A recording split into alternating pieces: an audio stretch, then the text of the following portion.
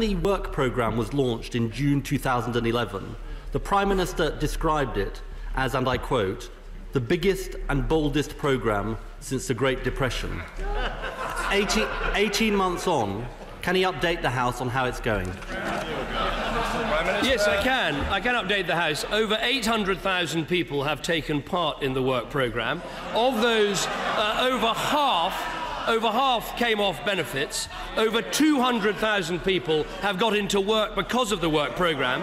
But I think it is worth remembering that the work programme is dealing with the hardest to work cases there are in our country. These are people, adults who've been out of work for over a year and young people who've been out of work for over 9 months. And on that basis, yes, we need to make further progress, but it's the right programme. But, Mr. Speaker, the scheme is supposed to create sustained jobs for people. And in a whole year of the programme, out of every 100 people, just 2 got a job. That is a success rate of 2%. And the government estimates, I don't know why the part-time Chancellor is chuntering. He was telling off the Work and Pension Secretary at Cabinet yesterday for the failure of the work programme. And the government estimates that without a work programme, this is the basis on which they did the tender, 5 out of every 100 would get a job. Mr. Speaker, isn't it a historic first to have designed a welfare to work programme where you're more likely to get a job if you're not on the programme? I have to say to the Leader of the Opposition, I listened very carefully to what he said, and what he said was wrong.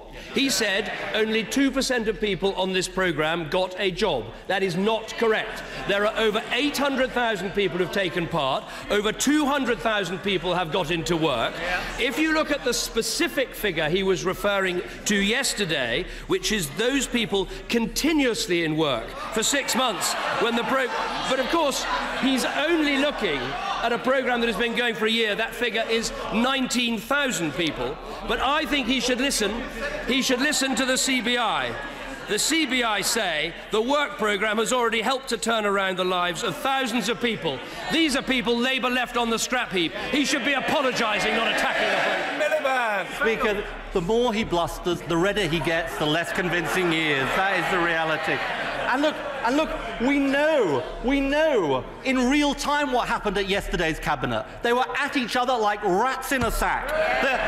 The Chancellor, he's blaming the Work and Pension Secretary. The Work and Pension Secretary, he's blaming the Chancellor for the lack of growth. And the Prime Minister, he is doing what he does best. He is blaming everyone else for the failure. And isn't this the reality? Isn't this the reality?